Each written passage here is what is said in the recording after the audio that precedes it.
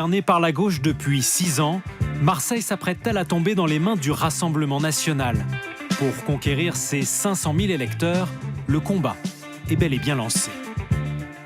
La sécurité, la propreté de Marseille. Parce que Marseille, elle n'a plus que le nom, excusez-moi. C'est pas l'extrême droite ou la droite dure qui va pouvoir régler ça. On ne s'occupe pas de nous de toute façon. Si au moment des élections, on les voit qui viennent. Et puis après, on ne voit plus jamais rien. Dans une campagne largement dominée par les questions sécuritaires, Marseille, la bataille du Vieux-Port. Une bataille aux allures de duel.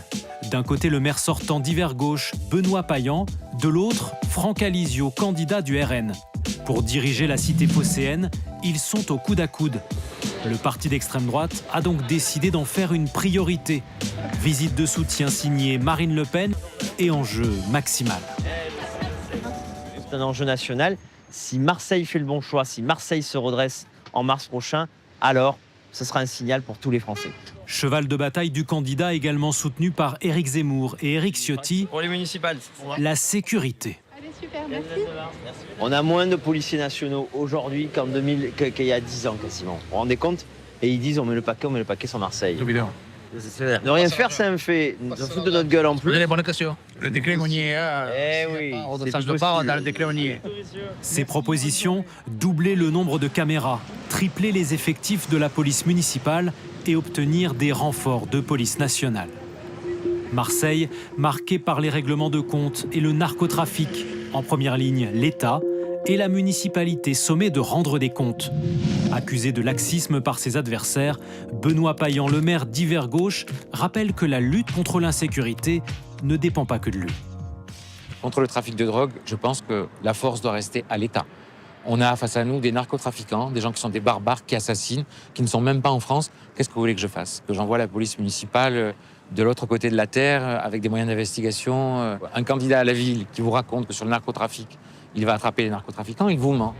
Durant son mandat, Benoît Payan a doublé les effectifs de la police municipale de 350 à 700 agents et promet de les doubler à nouveau. Chaque arrondissement disposera également de son commissariat s'il est réélu. Pour le candidat et ses soutiens, Marseille, la cosmopolite, doit résister aux sirènes du RN. Le RN a été démocratisé, mais il ne faut pas oublier les origines du RN, il ne faut pas oublier les idées qu'il véhicule. Si les actes de délinquance sont globalement en baisse à Marseille, selon la préfecture de police, le thème de la sécurité s'invite partout, jusque sur les terrains de foot, où la candidate du centre et de la droite vient faire campagne. On a eu un éducateur qui s'est pris un coup de couteau par un parent. Oui, ça a fait la une de la France entière. Là, c'est passé là. Coup de couteau. Incroyable. Ah ouais, mais on a eu peur. Sur la main. Il a failli mourir et compagnie.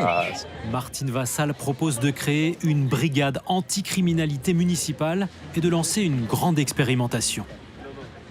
Moi, je souhaiterais qu'on fasse une zone test sur le centre-ville, avec l'intelligence artificielle, avec des drones, avec de la police présente. À rebours de ses adversaires, le candidat LFI Sébastien Delogu, qui n'a pas pu nous rencontrer, veut moins de caméras et plus de prévention. Il mise sur le vote des quartiers populaires. Également sur la ligne de départ, Erwan Davout, Marseille pour tous, Rémi Basali, Lutte ouvrière, et Victor Hugo Espinoza, Marseille Écologie. L'élection municipale à Marseille sera l'une des plus regardées le 15 mars.